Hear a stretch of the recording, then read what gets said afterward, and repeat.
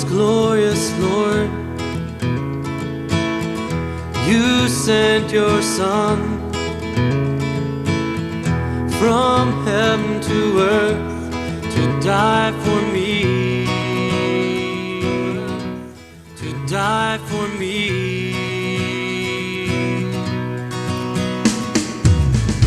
Most glorious Lord.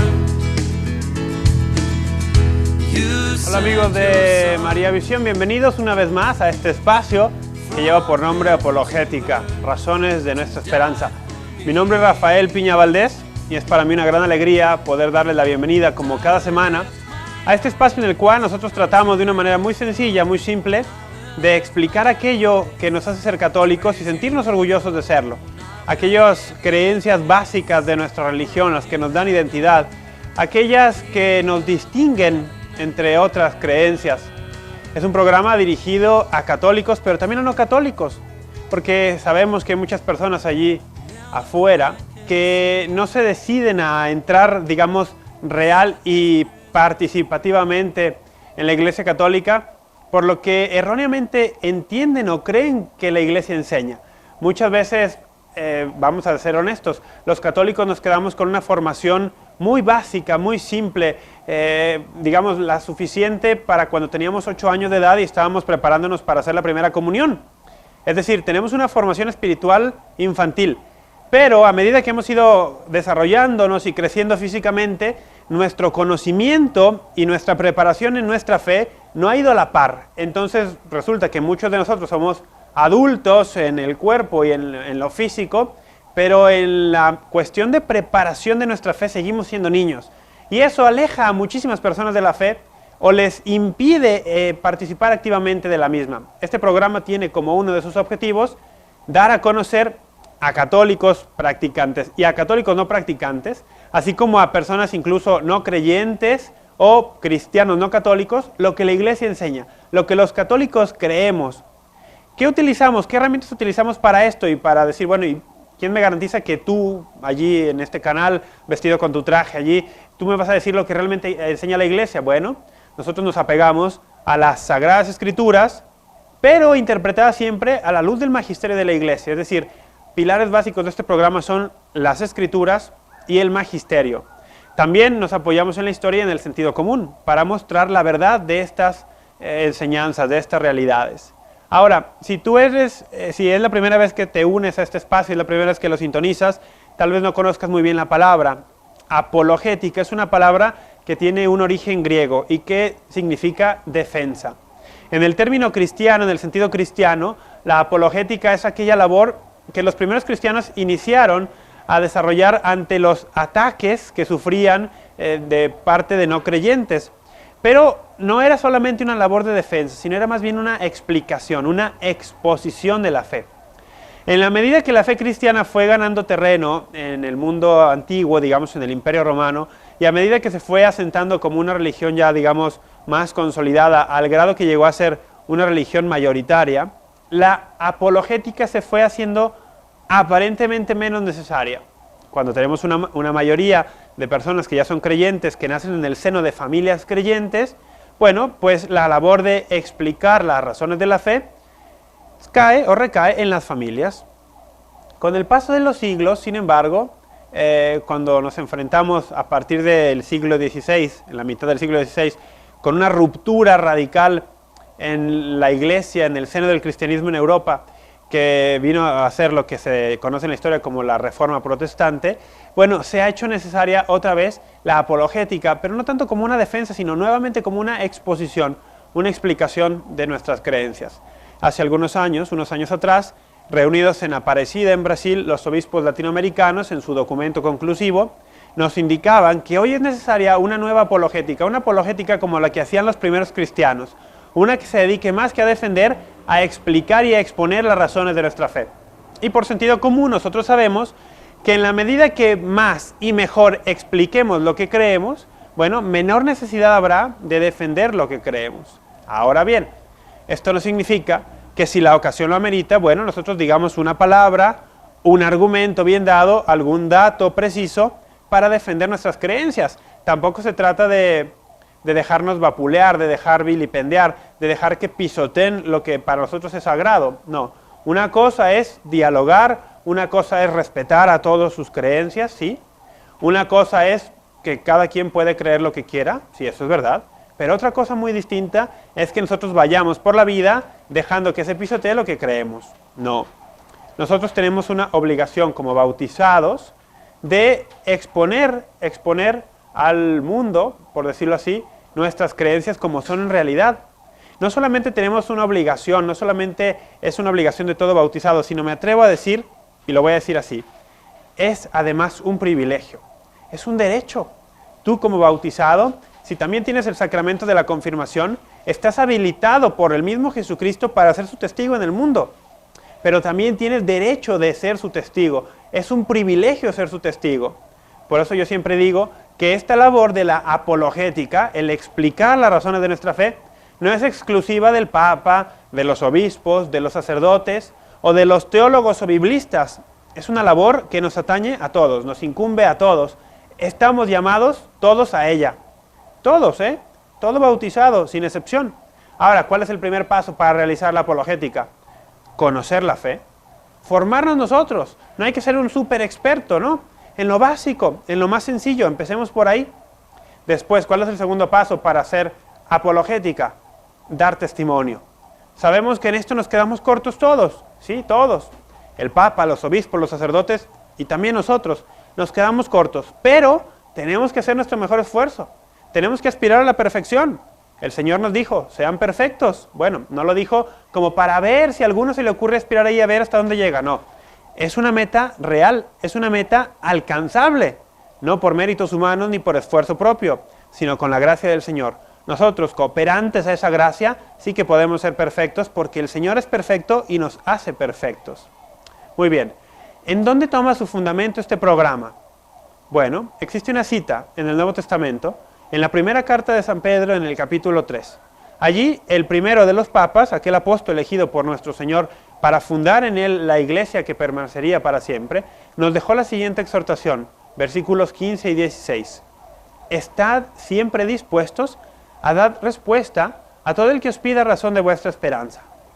Estar siempre preparados, siempre dispuestos, siempre listos. ¿A qué? A dar una respuesta a los que nos pidan una razón. Muy bien, pero el apóstol añade dos condiciones necesarias, dos condiciones sine qua non, sin las cuales no podemos nosotros compartir las razones de nuestra fe. La primera de ellas es dulzura. Dice él, hacedlo con dulzura. La segunda es respeto. Pero hacedlo con dulzura y respeto. Algunas otras traducciones bíblicas dicen con mansedumbre y respeto. Dulzura y respeto. En experiencia personal, lo comparto, he comprobado que podemos tener todos los argumentos, los mejores datos, podemos tener las citas bíblicas a la mano y podemos compartirlas. Pero si nos falta la dulzura y nos falta el respeto, no lograremos conquistar un alma. Ganaremos un debate, eso sí. Conquistaremos en el campo de las ideas, sí, también. Pero el alma que nos interesa de nuestro hermano, el alma que tenemos frente a nosotros, que tal vez tenga una intención recta o no, eso ya depende de él. Pero de nuestra parte, sin dulzura y sin respeto, no estaremos ganando esa alma, no estaremos allanándole el camino para que su fe pueda crecer. Porque hay que recordar esto, la apologética no convierte a nadie. Las conversiones las lleva a cabo el Espíritu Santo, Dios. La apologética ayuda simplemente a quitar esos pequeños o grandes obstáculos que se interponen en el camino de la fe. Nuestra ignorancia, nuestros prejuicios, las malas informaciones, las malas ideas también que otros a propósito tratan de imponernos. Bueno, la apologética trata de allanar el camino, de librar esos obstáculos, para que estando el camino libre, entonces ahora sí, cada uno en libertad, porque Dios nos ha hecho libres, elija a Jesucristo y ya libremente cada quien tomará su decisión. Muy bien, eso es pues de lo que tratamos en este programa, esa es pues la justificación de este espacio. Yo quiero comentarte que tenemos vías en las cuales podemos estar en comunicación. Una de ellas es el correo electrónico y aparece constantemente en tu pantalla a lo largo del programa. apologética@mariavision.com. También tenemos una página en Facebook, en la red social. Apologética con más razones de nuestra esperanza. Lo debes buscar como página de TV. Allí te aparecerán también noticias del programa, notas. Por cierto, muchos me preguntan cada semana, oye Rafa, ¿cuál es la canción del programa? ¿Quién la canta? Dinos por favor el nombre del artista. Bueno, en la página de la red social Facebook, en las notas, hay un apartado, notas del programa, hay una que específicamente habla de la canción. Allí viene el nombre del autor, el nombre del álbum, incluso viene un link, una dirección electrónica en la cual ustedes pueden ir y escuchar la canción. Así que se lo recomiendo ampliamente. Habiendo dicho todo esto, tenemos que hacer nuestro primer corte. Yo les invito a que se queden con nosotros, porque regresando del corte les voy a decir de qué vamos a hablar el día de hoy y qué tema vamos a estar desarrollando. Así que los invito, vamos a un corte, será breve, pero quédense, ya regresamos.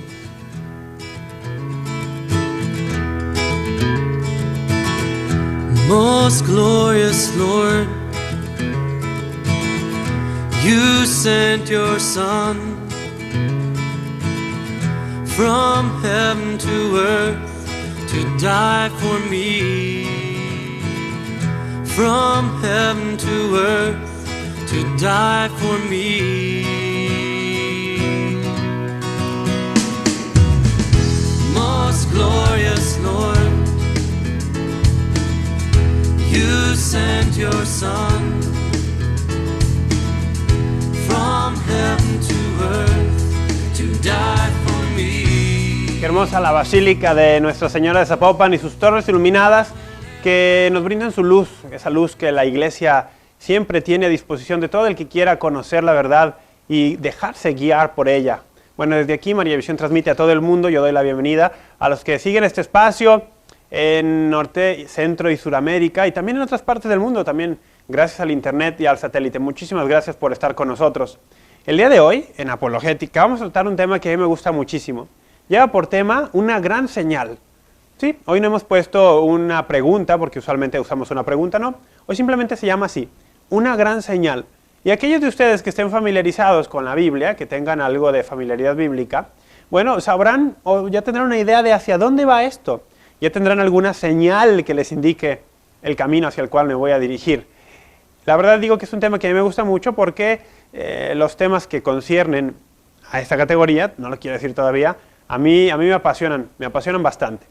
Antes de entrar propiamente al tema, voy a agradecer a los que ya están comunicándose vía correo electrónico. Aquí se los recuerdo, apologetica@mariavision.com, y también a los que se están comunicando ya también en la red de Facebook. Muchísimas gracias. También allí están dejando ya sus comentarios, alguna pregunta. Bueno, muchas gracias a todos ustedes. En el siguiente corte voy a tratar de dar lectura a algunos de los correos para que ustedes también, bueno, sientan que están participando aquí. Ahora, vamos a ver. Una gran señal. ¿De qué vamos a hablar el día de hoy? Yo decía que si tienen algo de familiaridad bíblica, ya tienen una idea de hacia dónde vamos. Antes de ir al versículo bíblico que habla precisamente que trae precisamente esta frase contenida, quiero hacer una explicación. A Dios, y a ver si alguna vez nos hemos preguntado esto en casa, ¿cómo es que nosotros podemos conocer a Dios? ¿De qué manera le conocemos? ¿O cuántas fuentes son las que nos hablan de Dios? Vamos a ver, son preguntas que espero suenen o resulten interesantes. ¿Por qué las hago? Porque a Dios muchas veces nosotros, al acercarnos a Él, simplemente vamos como para pedirle algo, para exponerle nuestras necesidades. Y vamos, eso está bien, Dios es un padre y los padres escuchan a sus hijos. Pero si alguien recuerda el antiguo catecismo, no el nuevo catecismo de la iglesia, sino el antiguo catecismo, en sus primeros párrafos marcaba claramente cuál era el propósito de la vida humana, cuál era el propósito de nuestra existencia. Y decía, el propósito de la vida es conocer, amar y servir a Dios. Conocer, amar y servir. En ese orden, porque nadie puede amar lo que no conoce. Y el que sirve sin amor es o un esclavo o un mercenario. Por eso en ese orden tiene que ser conocer para amar, amar para servir. Ahora, ¿qué tiene que ver esto con el tema del día de hoy y con la pregunta que yo hacía? ¿Cómo podemos conocer a Dios? Muchas veces nosotros pasamos largos periodos de nuestra vida, muchísimos años, sin hacer un esfuerzo, aunque sea pequeño, por conocer más a Dios. Sin demandarle al mismísimo Dios conocimiento de sí mismo, como decía San Ignacio de Loyola. Demandar a Jesucristo conocimiento de Él. Muchas veces ni siquiera se nos ocurre esto, vamos. ¿Por qué es importante reflexionar al respecto? Porque el conocimiento que tengamos de Dios, lo que de Él conozcamos, va a determinar en gran medida nuestro amor por Él. El tipo de amor, la clase de amor que le tengamos a Dios, va a estar directamente relacionado con el tipo de conocimiento, con la clase de conocimiento que tengamos de Él. Si tenemos un conocimiento distorsionado de Dios, tendremos un amor distorsionado, porque tendremos una imagen distorsionada de Dios. Ahora, aquí cabe una aclaración. Por más bueno, por más profundo que sea nuestro conocimiento de Dios, nunca será perfecto, ni nunca será total. Aquel que diga que tiene un conocimiento total y perfecto de Dios, se engaña a sí mismo, por no decir que miente. Porque Dios supera con creces nuestra capacidad. Porque Dios es infinito y nuestra capacidad es finita. Porque Dios es inconmensurable, no se le puede medir. Y nuestra capacidad de comprensión es mesurable, es decir, tiene medida. Por eso digo, hay que hacer esta aclaración. Sin embargo, eso no significa que podamos tener mucho y buen conocimiento acerca de Dios. Y por lo tanto, esto no significa que no podamos tener un grande y bastante amor por Dios. Ahora, ¿por qué es importante todo esto y a dónde quiero llegar? Voy a ver si empiezo ya a aterrizar esto. A Dios le podemos conocer particularmente de dos maneras. La primera de ellas es a través de sus obras, lo que Dios hace, lo que Dios ha hecho. Pero también le podemos conocer a través de lo que Él mismo nos ha revelado de sí mismo. Es decir, que a Dios le podemos conocer a través de la revelación y a través de sus obras. Le podemos conocer a través de la teología, que nos habla del estudio de Dios mismo, de lo que Él ha revelado, y también le podemos conocer a través de su economía. Cuando hablamos de economía, vamos a hablar de las obras que Dios ha hecho y que sigue haciendo para manifestarse. Teología y economía. Dos términos muy relacionados y que tenemos que tener como base para ir desarrollando este tema del día de hoy. Entonces, a Dios le conocemos por lo que Dios hace, ha hecho, y por lo que Dios ha revelado de sí mismo. En la medida que este conocimiento que nosotros tenemos de Dios a través de su revelación y a través de sus obras, sea claro, sea bueno, es decir, de buena calidad, sea recto y sea profundo, nosotros tendremos un buen conocimiento del Señor y tendremos los elementos para desarrollar un buen amor hacia el Señor, es decir, una buena relación con Dios, que es el objetivo fundamental de nuestra vida, conocerlo para amarlo. Y amar es entablar una relación. Amar no es únicamente una cuestión sentimental, una cuestión emocional. Amar habla de entablar una relación que es iniciativa de Dios. Y a esta relación de amor entre Dios y nosotros le llamamos alianza. Pues la alianza tiene términos. Y conocer esos términos bien es fundamental para vivir esa alianza como Dios quiere que la vivamos. De ahí la importancia de tener buena teología y tener también una buena economía, un buen conocimiento de la economía de la salvación. Ahora, en la medida que tengamos un buen conocimiento, se desarrollará una buena relación de alianza, de amor. Y en la medida que nuestra relación de alianza sea fuerte y sea sólida, y tenga buenos cimientos, nosotros podremos servir a Dios con un corazón puro y con una motivación recta. Muy bien. Y todo esto que tiene que ver con una gran señal. Bueno, a eso llegaremos. Ahora es momento de que tomemos la Escritura, la Biblia. Hoy utilizo la Biblia de Jerusalén. Y los invito a que vayamos juntos al libro del Apocalipsis de San Juan. Es el último libro de la Escritura. Por si alguien es nuevo en estas cuestiones, la Biblia tiene 73 libros que se dividen en Antiguo y Nuevo Testamento, y el Apocalipsis es el último de ellos. Es el último de los libros. Este libro, al final del capítulo 11, nos muestra lo siguiente. Esta es una visión que el apóstol San Juan tiene. Es decir, es un libro místico, que habla de misterios y que nos habla de esta revelación profunda que Dios le concede. Al final del capítulo 11, San Juan describe una visión con estas palabras. Se abrió el santuario de Dios en el cielo, y apareció el arca de su alianza en el santuario, y se produjeron relámpagos, y fragor, y truenos, y temblor de tierra, y fuerte granizada. Inicia el capítulo 12. Un gran signo apareció en el cielo, una gran señal. Una mujer vestida de sol, con la luna bajo sus pies, y una corona de 12 estrellas sobre su cabeza. Está encinta y grita con los dolores del parto y con el tormento de dar a luz. Una gran señal apareció en el cielo. San Juan nos habla que esta gran señal es una mujer vestida del sol, con la luna bajo sus pies. ¿Quién será esta mujer que a la vez es una gran señal?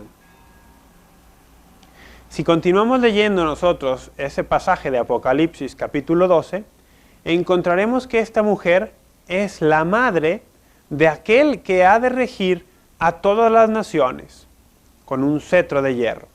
Y nosotros sabemos que el único que puede cumplir ese perfil es Jesucristo. Por lo tanto, la mujer, madre de Jesucristo, tiene que ser esa gran señal. Y sabemos que Jesucristo tiene madre y solo tiene una. Y ella es María, la Santísima, la bienaventurada Virgen María. Ella es la gran señal. Y el día de hoy vamos a tratar de entender uno de los aspectos, porque este pasaje tiene muchísimos aspectos, de lo que se refiere San Juan cuando habla de una gran señal. Solamente uno de ellos. La Escritura tiene muchos sentidos y tiene muchos matices y tiene muchos ángulos. Hoy trataremos de ver únicamente uno de ellos. ¿Por qué San Juan en su visión ve a la Santísima Virgen María en el cielo y nos dice que es una gran señal? Bueno, vamos a ir a un corte. Será breve. Yo los invito. Quédense con nosotros. Aparecerán en pantalla los teléfonos de María Visión por si quieren hacer algún comentario o alguna pregunta. Nosotros regresaremos ya en breve. Quédense aquí. Most glorious Lord, you sent your Son from heaven to earth to die for me. From heaven to earth to die for me. Heaven to earth to die for Amigos, estamos de regreso. Muchas gracias por continuar con nosotros. Yo tengo aquí ya más de sus correos electrónicos, de sus llamadas. Voy a agradecer ahora, aprovecho a Evelia Magaña. Muchas gracias por estar siempre al pendiente. Ella nos llama aquí de Zapopan, en México. Y también a Ana Karina Márquez desde La Paz, Baja California Sur, en la bellísima Baja California, en México también. Muchísimas gracias, Ana Karina, por tu llamada. Tú dices, ¿qué puedo hacer en lo espiritual para seguir a Cristo? Bueno, hay mil cosas que puedes hacer, pero una de ellas, ve a misa, por ejemplo. Busca la misa con pasión, búscala todos los días. Y cuando digo búscala me refiero a haz incluso esfuerzos más allá de lo que te pareciera posible para no perderte la misa. Eso es ir a encontrarte con Cristo personalmente. Verás cómo haciendo este esfuerzo, buscando la misa, le encontrarás a Él. Y el Señor, siempre que alguien le busca, se deja encontrar. Al que busca, encuentra. Al que toca, se le abre. Al que pide, se le da. Recuerda, eso está en la Biblia. Tú búscalo a Él. Demándale al Señor mayor conocimiento de Él, mayor cercanía con Él, y verás cómo el Señor te lo da. Muy bien, vamos a regresar entonces. Estaba yo diciendo que agradezco muchísimo a los que se están comunicando tanto en la página de Facebook del programa. Hay una página, sí, en Facebook, donde ustedes pueden ir, es Apologética, Razones de Nuestra Esperanza, programa de TV, dejar comentarios, interactuar entre ustedes. Esto a mí me gusta muchísimo, porque en muchas ocasiones alguien tiene una duda y otra persona allí mismo se la responde, o alguien complementa un comentario de otra persona. También eso está muy bien, allí me gusta un montón. Y allí pueden decirnos de cualquier parte del mundo dónde nos están viendo. Por ejemplo, estoy viendo ahora un saludo que dice, saludos desde Guatemala, dice Karin Morales. Entonces mira, por ejemplo aquí, desde Guatemala, un saludo, bueno, un abrazo también a todos ustedes por allá.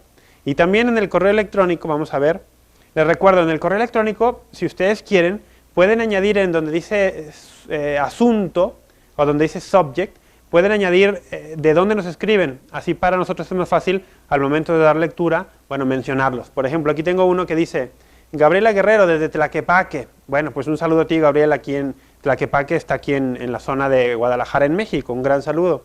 Desde Cancún, por ejemplo, María Eugenia Hernández también. ¿Quién más saluda aquí? Desde Guadalupe, Nuevo León, Gabriel del Real. Bueno, muchas gracias también a ti. Bueno, a todos los que están escribiendo, muchísimas gracias. Vamos a dar ya lectura un poquito más adelante algunos de los contenidos también que vienen en los correos electrónicos. Vamos a regresar con el tema. Una gran señal, estamos hablando el día de hoy, ¿no? Y habíamos visto el final del capítulo 11 y el inicio del capítulo 12 del Apocalipsis. Y cerrábamos nuestra reflexión viendo que una de las interpretaciones de este pasaje habla de que esta gran señal, esta mujer, es María, porque dice que esta mujer está encinta, está embarazada y dará a luz al que habrá de regir a las naciones con cetro de hierro. Y ese perfil solamente lo cubre Jesucristo, el que rige a las naciones. Entonces, por fuerza, la madre de Jesucristo, que solo es una, es María. Por lo tanto, esta mujer de la que San Juan habla en esta visión del Apocalipsis es la Santísima Virgen María. Ahora, es interesante observar cómo San Juan habla de mujer. Dice, un gran signo apareció, una mujer. Bueno, es interesante porque en otros escritos del mismo San Juan, del mismo apóstol, por ejemplo en su Evangelio, vamos a encontrar este mismo título, mujer, refiriéndose también a la Santísima Virgen María. El primero de ellos aparece en el capítulo 2 de su Evangelio, Evangelio de San Juan, en el pasaje que es conocidísimo por todos nosotros, de las bodas de Caná. Si ustedes recuerdan, en ese pasaje, Jesucristo mismo se refiere a su madre con este título, mujer.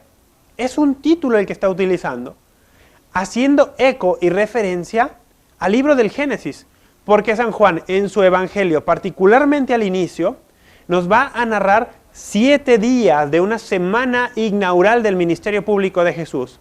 7 días como queriendo llevar a sus lectores a los 7 días iniciales que narra el libro del Génesis también.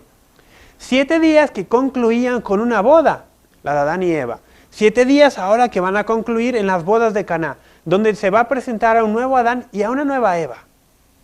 Una nueva mujer. Porque hay que recordar, en el Génesis, el hombre, el varón, pone a la que ha sido creada a su costado, ya lo iba a decir, el nombre de mujer. En un juego de palabras hebreo, ish, varón en hebreo, dice, esta será isha, varona, porque del varón ha sido tomada. Las traducciones al castellano dicen mujer. Título de la madre de los vivientes, Eva. Pues ahora el nuevo Adán se refiere a la que será madre de los vivientes, pero en el espíritu, este título también, mujer. Y el mismo San Juan nos va a volver a presentar este título en otro episodio clave, en el Calvario, al pie de la cruz. Mujer, he ahí a tu hijo. Hijo, he ahí a tu madre. La mujer relacionada con la maternidad, madre de los vivientes era Eva, madre de los vivientes en el espíritu, de los que el espíritu les ha dado vida, la nueva Eva. Es un título, por lo tanto, el de mujer, que es propio en los escritos de Juan. Ahora, en el Apocalipsis lo va a retomar. ¿Por qué? Porque sabe que quien lee el Apocalipsis está familiarizado también con su evangelio. Y sabe que el que lea no tendrá duda que una de las interpretaciones para este pasaje es María es esa mujer. ¿Por qué digo una de ellas? Porque la iglesia también ha interpretado en este pasaje, al ver a esta mujer, a la iglesia. Lo cual no es contradictorio, porque María es modelo de la iglesia, madre de la iglesia y modelo de la iglesia. Por eso la Escritura, en sus diferentes pasajes, tiene diferentes niveles de interpretación, diferentes sentidos. Y uno no excluye al otro, al contrario, se complementan y nos dan un entendimiento más profundo de la realidad que el autor sagrado, inspirado por el Espíritu Santo, nos transmite. Ahora, vamos al tema de hoy y qué relación tiene con esto. ¿Qué nombre hemos puesto al tema nosotros hoy? Una gran señal. Apocalipsis capítulo 12. ¿A qué se refiere la gran señal? Vamos a ver si lo entendemos. ¿Qué es una señal? Una señal, miren, y aquí como por arte de magia aparecen llamadas. Enseguida las leeremos. Una señal. Pensemos en un ejemplo que he dado en otros programas.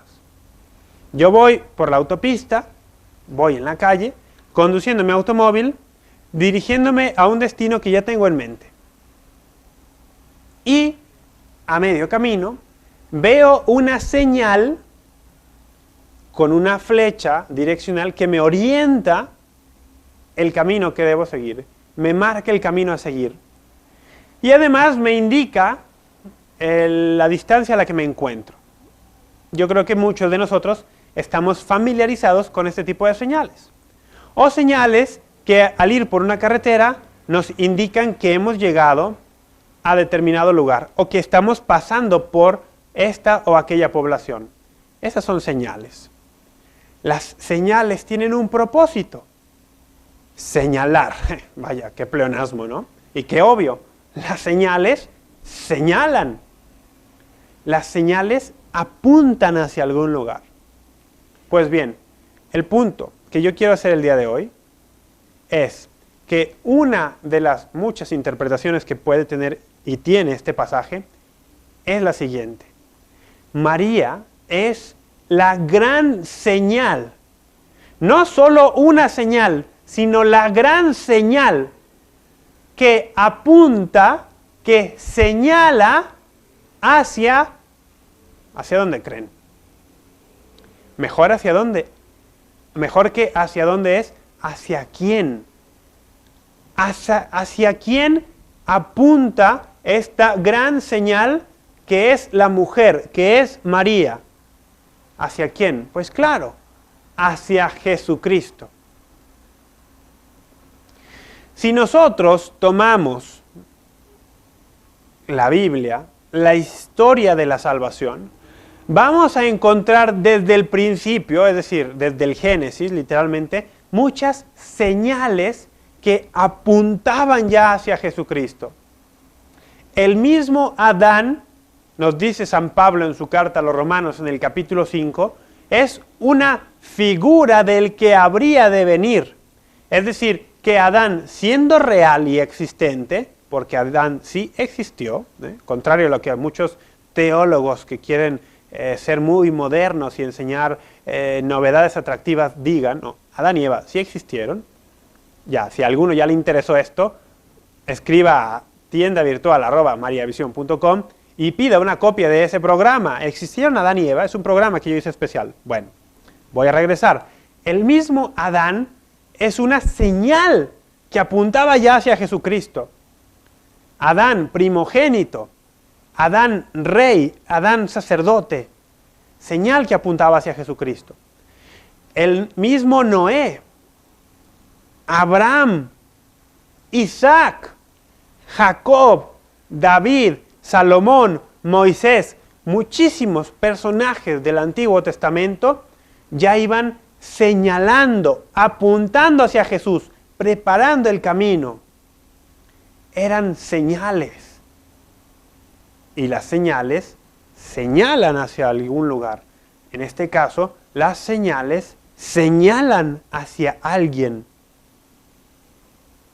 Pero hay señales y hay señales. Hay niveles. Y San Juan nos presenta en su visión del cielo la gran señal, la señal de señales.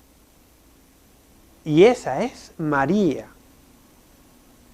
Y aquí yo sé que muchos de los televidentes de este espacio, que son cristianos, pero que no son católicos, yo sé que ya están protestando, porque lo llevan en su esencia, protestantismo, protesta, y ya están protestando, ¿por qué otra vez con el énfasis sobre María? Y es que estos católicos no aprenden, y es que estos católicos idólatras. Vamos a ver. Decía yo en los bloques anteriores que a Dios le podemos conocer, ya sea por lo que Él revela de sí mismo, revelación, teología, y nuestro estudio de esta revelación, o también por el estudio de las cosas que Dios hace y ha hecho a lo largo de la historia, por sus obras, por el estudio de la economía divina. ¿Qué relación tiene esto con María como la gran señal?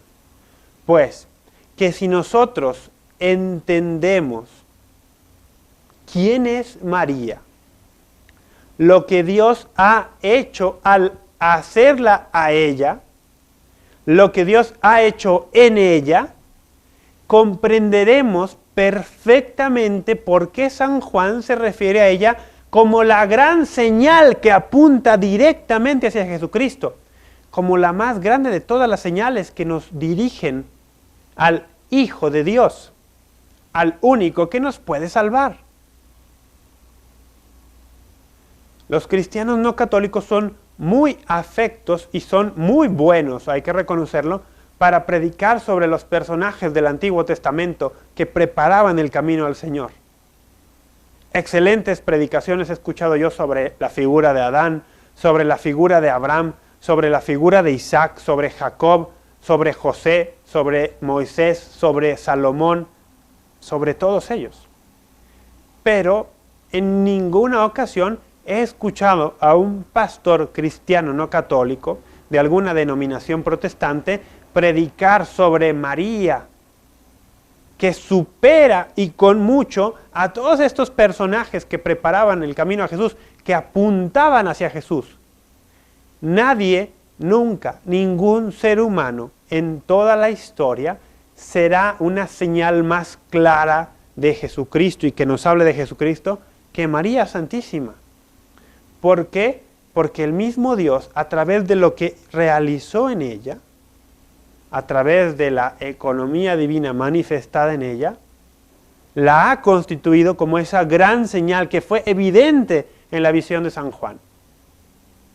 ¿Qué elementos tenemos para afirmar que María es la señal por excelencia, la señal de señales, la gran señal que apunta hacia Jesucristo? Bueno, de esos elementos vamos a tratar en el siguiente bloque.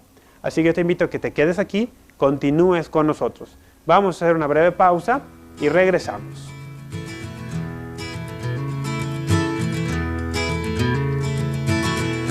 Most glorious Lord, you sent your Son from heaven to earth to die. Most glorious Lord, you sent your Son. Most glorious Lord. Amigos, estamos de regreso. Muchísimas gracias por continuar con nosotros. Estamos hoy hablando de una gran señal y estamos tratando de dejar claro que esta gran señal de la cual habla el apóstol San Juan en el Apocalipsis, en el capítulo 12 al inicio, esta gran señal no es otra más que la Santísima Virgen María, en el sentido que una señal es algo que, obviamente, señala hacia o apunta hacia algo, o en este caso, todavía mucho mejor, hacia alguien. Que María es la gran señal que apunta hacia Jesucristo. Y aquí hay que tenerlo muy claro. Decía yo en el bloque anterior que muchísimas personas cristianas no católicas atacan a los católicos, las creencias católicas, sobre todo las que tienen que ver con la Santísima Virgen María, pensando que nosotros tenemos a María en un lugar igual o superior al de Dios. Eso es falso totalmente. María es la gran señal que dirige nuestras miradas a Él. Ahora, también hay que aclarar, porque es cierto y hay que decirlo, no habrá, o mejor dicho, no faltará por allí alguno que otro católico que ciertamente esté un poco confundido en cuanto al rol y al lugar que la Santísima Virgen María ocupa dentro de nuestra fe. Si por allí existe algún católico que de buena fe y piadosamente piensa que María es igual o superior a Dios, bueno, que sepa ese católico que está confundido, que está equivocadísimo, que María es una criatura también, la más excelsa y la más perfecta de entre todas las criaturas de Dios. Sí, pero criatura al fin de cuentas, que no es que esté al mismo nivel de Dios o poquitito abajo, no. María es una criatura y no es Dios. María, su rol, su función, es la de dirigir tierna y maternalmente nuestra mirada, nuestros afectos, nuestro ser entero hacia su Hijo. Por eso ella es la gran señal. Entonces, también hay que decirlo, si hay algún católico confundido en este tema, pues que salga de su confusión. Ayudémosle. Muy bien. Decíamos entonces que tenemos elementos y de bastante peso para creer y afirmar que María es esta gran señal que apunta hacia Jesucristo. Vamos a ver, ¿qué elementos son estos?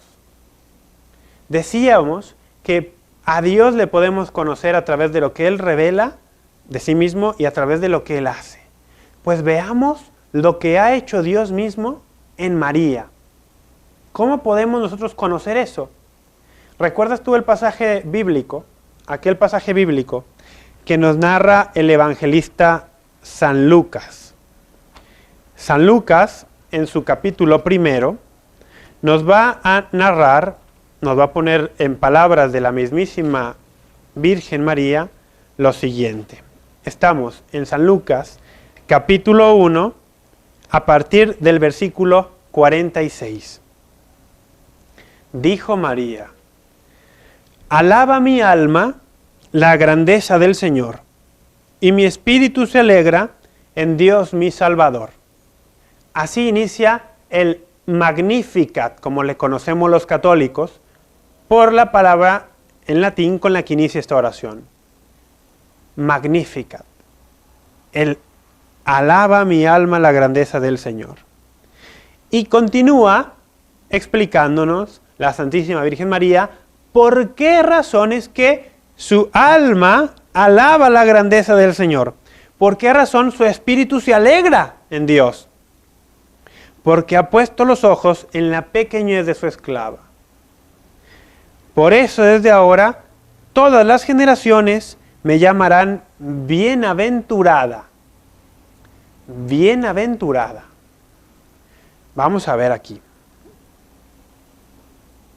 Esto es para los cristianos que no son católicos, porque esta es una profecía bíblica. Aquí dice, de ahora en adelante, todas las generaciones me llamarán bienaventurada. Y aquí hay que preguntarnos, en tu comunidad, en tu denominación, en el grupo en el que tú te reúnes cada domingo para el servicio o entre semana para el estudio bíblico, en tu grupo se le reconoce a María y se le llama bienaventurada. Y hay que entender muy bien el sentido de bienaventurada. Hay que recordar el Evangelio de Mateo, donde habla de las bienaventuranzas.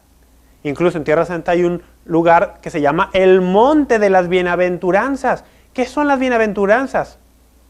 Estos pronunciamientos que Jesucristo hizo, que Él, digamos, estableció como su programa de acción, o digámoslo de otra manera, las bienaventuranzas son el plan de vida que Jesucristo establece para sus seguidores.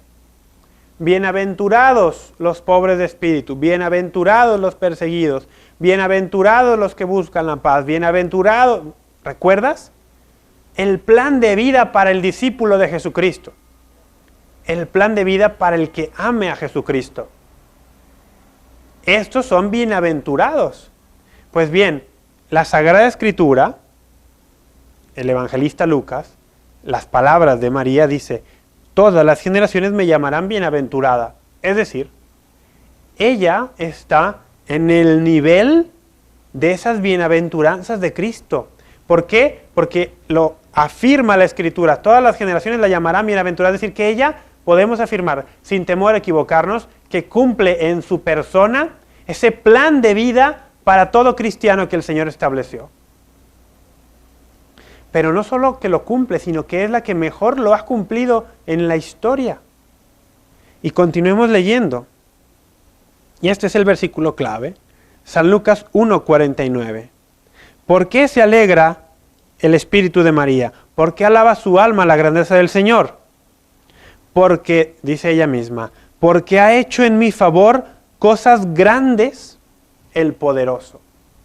Porque ha hecho en mi favor cosas grandes el poderoso. ¿A qué cosas grandes se refiere la Santísima Virgen María? Bueno, a esas cosas grandes que ha hecho en su favor el Todopoderoso, nosotros en la tradición católica de la Iglesia, que es la tradición cristiana, durante 1500 años, el único cristianismo que existió fue el católico. El que vino después, a partir de la segunda mitad del siglo XVI, bueno, vamos a decirlo como es un invento de hombres. Las cosas grandes, la tradición católica las denomina dogmas marianos. Cosas que los católicos hemos creído desde siempre acerca de la Santísima Virgen María en su relación con Jesucristo y con el Padre y con el Espíritu Santo, con las tres personas divinas, y que nos hablan de ella. 4 dogmas. Y que hay que recordar que cuando hablamos de dogma, no hablamos de una cuestión que sea imposible de explicar o que estamos obligados a creer simplemente porque sí, sin tener razones. No, eso no es un dogma. Un dogma no es la mala respuesta que nos daba alguna maestra de catecismo ante nuestras insistentes preguntas acerca de los misterios de la fe. Bueno, Rafa, eso es un dogma, lo tienes que creer. No, eso no es una buena respuesta. Un dogma es simplemente la correcta interpretación de las Escrituras. La correcta interpretación de las Escrituras. Pues en la tradición de la Iglesia existen 4 dogmas que nos hablan de María Santísima. Que ella es Madre de Dios, es decir, su maternidad divina. Que ella es siempre virgen, su perpetua virginidad. Que ella que fue concebida inmaculada, la Inmaculada Concepción, y que al término de sus días en esta tierra fue asunta al cielo en cuerpo y alma, la Asunción de María. 4 dogmas marianos que, lejos de únicamente estar hablándonos de María, nos van a estar hablando también de Jesús. Son señales que nos van a dirigir hacia Jesús. Y por eso decimos que María es la gran señal. Y vamos a ver brevemente cada uno de estos. Empecemos. Maternidad divina, que a María le podemos llamar con justa razón porque lo es Madre de Dios. Creencia que ya tenían los cristianos, pero que al ser puesta en duda por algunos, tuvo que ser definida solemnemente en Éfeso, en el año 431, en un concilio. Madre de Dios, la Theotokos. ¿Cómo es que este dogma nos habla de Jesús? ¿Cómo es que nos señala hacia Jesús? Muy fácil. A María se le da este nombre y se reafirma en este concilio para defender la verdadera naturaleza de Jesucristo de las herejías que en ese tiempo empezaban a tomar y a cobrar auge, que querían negar algún aspecto de su naturaleza. Por ejemplo, la herejía de Nestorio, que decía que a María le podíamos llamar Madre de Cristo, mas no Madre de Dios, porque él, entre otras cosas, veía en Jesucristo, sí, dos naturalezas, humana y divina, pero también dos personas. Y si existen dos personas, ¿cómo saber cuál de las dos, la humana o la divina, murió por mí en la cruz, por ejemplo? ¿Cómo saber si esto o el efecto que esto tiene en mi salvación? Pues los cristianos, apegados a la enseñanza de Jesucristo, transmitida a través de los apóstoles en sucesión, dijo en Éfeso, en el 431, a María se le puede llamar verdaderamente Madre de Dios, porque las madres lo son no de una naturaleza, sino de una persona. Y Jesucristo, si bien tiene dos naturalezas, humana y divina, es solo una persona divina. Una persona divina, la segunda persona de la Santísima Trinidad, el Logos eterno del Padre. Y las madres dan a luz a personas, no a naturalezas. Y María llevó en su seno a la persona divina y dio a luz a esta persona divina. Y por lo tanto le podemos llamar madre de una persona divina, madre de Dios, por lo tanto. No madre en el sentido que de ella se genere la divinidad de Cristo, no. No madre en el sentido que ella anteceda y precede en existencia a Cristo, no. Pero madre, sin embargo. Y así es como vemos que este primero de los dogmas marianos, el de la maternidad divina, lejos de estar ensalzando inútilmente a esta mujer, está defendiendo al hijo de esta mujer y su verdadera identidad y su verdadera naturaleza y quien él verdaderamente es. Y eso es esencial para todos nosotros. Porque si nosotros no tenemos un buen y adecuado conocimiento de quién es Jesús, no vamos a amarlo adecuadamente como exponíamos al principio. Y por eso la Iglesia, cuando define solemnemente que María puede ser llamada adecuadamente Madre de Dios, lo que está haciendo es proteger dogmáticamente que Jesucristo es Dios. Y he ahí una de estas razones poderosas de cómo es que María es la gran señal. La gran señal. No pocos cristianos en aquella época se confundieron y tuvieron un conocimiento inadecuado de quién Jesucristo es. El que conoce mal, amará mal. Por tanto, nos conviene tener las señales adecuadas que nos dirijan hacia Jesús. Y María es la más grande de todas ellas. Hacemos otro corte, ya quedan pocos, si no es que el último del programa, y regresamos para continuar con este tema y concluirlo. Así que quédate con nosotros, es breve, ya regresamos. You sent your son from heaven to earth to die for me. Most glorious Lord, you sent your son from heaven to earth to die for me. Gracias por seguir con nosotros, amigos. Estamos en Apologética, estamos hablando de una gran señal. Y estamos viendo cómo María Santísima es esta gran señal, la señal de señales que apunta hacia Jesucristo. Vamos, hay que reconocerlo, no es la única señal. Las obras de Dios apuntan hacia Él. Las obras, por ejemplo, de un artista nos hablan del autor. Los cuadros de un pintor nos dicen mucho acerca de él, de su personalidad, de sus intenciones. Pues así también lo que Dios ha hecho nos habla de Él. En primer lugar, por ejemplo, la creación. Toda la creación nos habla de Dios. Pero también todas las obras de la historia de la salvación, toda la economía divina, la economía de la salvación, nos habla del tipo de Dios que Dios es. Todo lo que ha hecho con su pueblo, al formarse un pueblo, al formar el pueblo de Israel, al liberarlo de Egipto, al constituirlo en la tierra prometida, todo esto nos habla de Dios. Sí. todo esto son señales que nos hablan de Él y nos indican el camino hacia Él. Pero hay señales y hay señales, decíamos. Por ejemplo, todos los hombres y mujeres que durante casi 2000 años de cristianismo han sido testigos valientes de Cristo, católicos o no, hay que decirlo. Todos estos hombres y mujeres son también señales que apuntan hacia Jesucristo, señales para otros.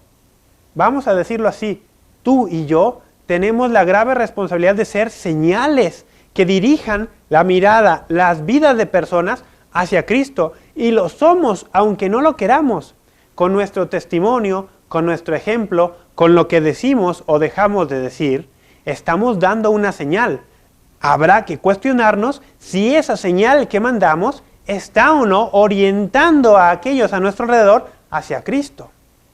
Es decir, que hay muchas señales, sí. Las vidas de los santos canonizados en la Iglesia Católica son todas señales que nos hablan de la grandísima obra que Dios es capaz de hacer aún en las peores circunstancias en muchas ocasiones. Señales que apuntan hacia Cristo. Pero la gran señal es María Santísima, por las obras poderosas que el Señor hizo en ella. Hablábamos que estas obras las podíamos resumir en 4, que nosotros conocemos como los dogmas marianos, de los cuales a mí me gusta pensar que todos y cada uno de ellos nos habla de Jesucristo, y nos hablan todos y cada uno de ellos de su verdadera naturaleza humana y de su verdadera naturaleza divina. Pensemos en el primero de ellos, maternidad divina, consagra la divinidad de Jesucristo. El segundo de ellos, la perpetua virginidad, que María conservó su virginidad antes, durante y después del nacimiento de Jesús. Y este dogma implica, entre otras cuestiones, que María no tuvo más hijos, por ejemplo. Dogma del cual ya nos hablaba el segundo concilio de Constantinopla en el siglo VI. ¿Por qué el que María no haya tenido más hijos es una señal de la divinidad de Cristo? Piensa, por ejemplo, en un momento, por un instante, en el Arca de la Alianza del pueblo de Israel. El Arca de la Alianza era sagrada, no por de lo que estaba hecha, no por sus materiales, sino por lo que contenía. ¿Qué contenía el Arca de la Alianza? Las tablas de la ley, el maná del desierto, la vara sacerdotal de Aarón, y era sagrada por su contenido. Y a ningún israelita, a ningún judío fiel, jamás ni por error se le hubiera ocurrido poner dentro del Arca de la Alianza algo fuera de estos 3 objetos que eran considerados sagrados. A ninguno se le ocurriría utilizar el Arca de la Alianza para guardar allí algo distinto a las tablas de la ley, al maná o a la vara sacerdotal de Aarón. Hubiese sido un sacrilegio. Pues ahora pensemos, Jesucristo es la verdadera ley, Jesucristo es el verdadero maná, el verdadero pan bajado del cielo, Jesucristo es el verdadero sacerdote. Los 3 elementos que constituían el contenido del Arca de la Alianza y que la volvían sagrada, Jesucristo los toma y los lleva a su definitivo cumplimiento, los encarna y Él se pone en ese recipiente sagrado, se encarna en ese recipiente sagrado que es el vientre virginal de María.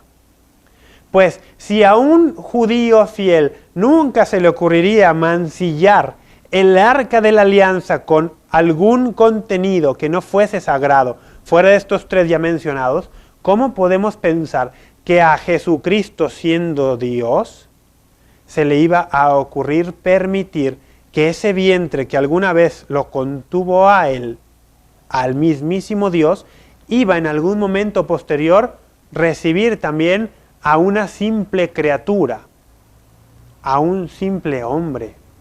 Pues no, es que no es posible, no se adecúa al sentido común, no se adecúa al dato de la revelación bíblica, no se adecúa a la tradición que los cristianos han mantenido desde el principio. Y por tanto, también este dogma de su perpetua virginidad nos habla de que Jesucristo es Dios, en primer lugar por su concepción. Fue concebido virginalmente sin que ningún varón participara.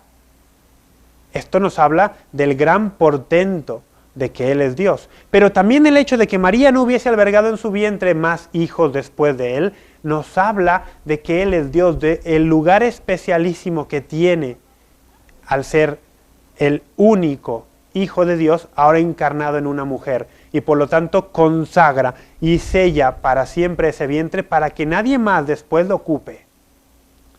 Dios, verdadero Dios.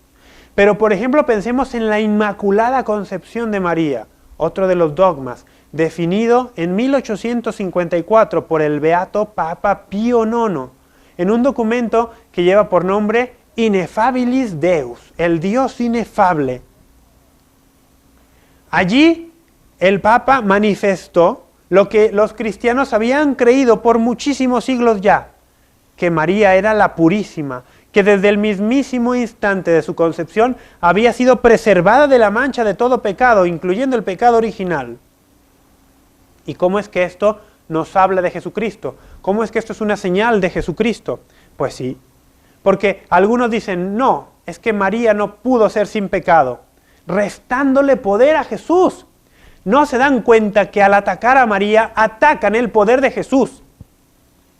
Por eso a mí me gusta decir que los católicos creemos en un Jesucristo que es más poderoso que el Jesucristo que predican los cristianos no católicos. Porque este Jesucristo tuvo poder para preservar a su madre de la mancha de pecado. Y aquí una reflexión del pueblo de antaño nos ayuda muchísimo. Si Jesucristo, fíjense bien esto, si Jesucristo quiso preservar a su madre del pecado, pero no pudo, si quiso y no pudo, no es Dios. Ahora, por el contrario, si pudo, si teniendo el poder no quiso, no es hijo. Pero sabemos que Él es Dios e hijo, por lo tanto digamos que pudo y quiso. Si Jesucristo no tiene poder para preservar a su propia madre de la mancha del pecado y salvarla, por eso María en el Magnificat de Lucas 1, a partir del versículo 46, que leíamos, por eso María lo proclama como Salvador también. Alaba mi alma la grandeza del Señor, y mi espíritu se alegra en Dios mi Salvador. Lo proclama como Salvador, porque la salvó también, pero en lugar de hacerlo de manera correctiva, como lo ha hecho con nosotros, lo hizo de manera preventiva. La salvó de manera preventiva, la preservó. ¿Tú crees que Jesucristo tiene poder de hacer esto o no? Si crees que no tiene poder, tienes que cuestionarte en qué Jesucristo crees tú. Ahora, si crees que sí tiene poder, pero que no lo quiso hacer, entonces estás hablando de un Jesucristo que no es hijo. Porque ¿qué hijo, teniendo el poder de beneficiar a su madre, no lo hace? Un mal hijo solamente. Pero no podemos pensar en Cristo como un mal hijo de María. ¿Ves cómo el sentido común, unido a los dogmas que son la correcta interpretación de la Escritura, nos hablan de María como la más grande de todas las creaciones, la más grande de todas las criaturas, y que ella misma nos habla entonces del poder de Dios, nos señala hacia el poder de Jesucristo? ¿Qué más? Su asunción. Al término de sus días en esta tierra, dice el Papa Pío XII, en Munificentissimus Deus, esta bula con la cual proclamó en 1950 el dogma de la Asunción de María. Dice, al término de sus días en esta tierra fue asunta en cuerpo y alma al cielo. Y el razonamiento aquí es similar al de la Inmaculada Concepción. ¿Cristo tiene poder de hacer esto? Sí. Ahora, ¿es una locura pensar que alguien se ha llevado en cuerpo y alma al cielo? No. De hecho, es la promesa para todo cristiano, que en cuerpo y alma viviremos eternamente con Él, pero que no será un cuerpo como este, corruptible, sino un cuerpo glorificado. Es decir, que lo que en María ya es una realidad, es lo que todos nosotros esperamos y por fe creemos que se cumplirá en nosotros también. No es ninguna barbaridad, solo que una vez más, en María, Dios ha manifestado su poder y ha realizado de manera anticipada la redención y los efectos completos de lo que la sangre de Cristo ha venido a ganar para todos nosotros. La incorruptibilidad del cuerpo, la glorificación del cuerpo y del alma humanos, y para siempre estar en el cielo con Dios. A eso aspiramos todos, Esas son las promesas de Cristo, solo que en María ya son una realidad. Ahora, ¿a ti te da coraje esto? ¿A ti te parece esto difícil de creer? ¿Por qué tienes un problema con que el mismísimo Dios haya querido honrar así a la madre de su hijo? Si tú tienes un problema con esto, te lo tienes que cuestionar muy severamente. María en sí es la perfección de la economía divina, la perfección de todas las obras de Dios. ¿Y cuál es la obra más grande de Jesucristo? ¿Cuál es la obra más grande de Dios? No es la creación con todo su portento, es la redención. Y María encarna los frutos perfectos de la redención. Por eso, María es la gran señal donde se conjuntan teología y economía para que tengamos un conocimiento perfecto y adecuado de la persona de Jesucristo. A través de la revelación de la teología y de lo que Dios ha hecho, la economía en María, nosotros podemos ver qué clase de Dios es el Dios de los cristianos. Un Dios que es todopoderoso, pero un Dios que también es todo amoroso, un Dios que es amor, un Dios que es Padre, que es Hijo, que es Espíritu Santo, que es Padre de una hija en la cual manifiesta todo su poder, que se encarna en esta mujer para ser hijo también de ella. Un Dios, en fin, que nos viene a hablar y nos viene a ofrecer una alianza de amor en la cual quiere que participemos. Vamos a concluir con este pensamiento. ¿Por qué es importante tener un conocimiento adecuado de María? Porque si no conocemos y no somos capaces de aceptar lo que María es con todo este portento, que María siendo una criatura solamente, no seremos capaces de entender quién es verdaderamente Jesucristo tampoco. Porque María con todo lo que es un efecto de una causa que se llama Jesucristo. Y el efecto nunca es más grande que su causa. Si no eres capaz de comprender el efecto que es más pequeño, ¿cómo podrás comprender la causa que es más grande? ¿Cómo puedes agradar a Dios si niegas la más grande de todas sus obras? ¿Cómo puedes decirte seguidor de Jesucristo si niegas el fruto más excelso de la redención que su sangre vino a traernos? Si tú niegas a María y lo que en María Jesucristo hizo, estás negando también el poder redentor de su sangre y de su sacrificio en la cruz y de su resurrección. Contempla a María, conócela, para que contemplando su rostro, veas en ella la gran señal que te indica el camino hacia Jesucristo con todo su poder y con todo su amor. Agradezco yo muchísimo todas sus llamadas, todos sus correos electrónicos, brevísimamente Ricardo Aceves, Ofelia Valdés, Carlos Gómez, todos ellos de Guadalajara, Mercedes Romo de San Miguel el Alto, Lilia Zacarías, Sonia Calle desde El Salvador, muchísimas gracias Sonia, José Luis Olmedo de Guadalajara y Carmen Sánchez desde Zaguayo. Tengo aquí dos más, de Carmen Hernández del Distrito Federal en México también, y desde Oaxaca Ana María Cruz. Muchísimas gracias también a todos los que nos han escrito en el Facebook y en el correo electrónico. Durante la semana estaré respondiendo sus comentarios. Que el Señor les acompañe, que María Santísima, la gran señal, dirija sus vidas hacia Jesucristo, y si ellos nos permiten, la próxima semana nos encontraremos nuevamente aquí con más de apologética, con más razones de nuestra esperanza. Muchas gracias. Most glorious Lord, you sent your Son from heaven to earth to die for me. Most glorious Lord, you sent your Son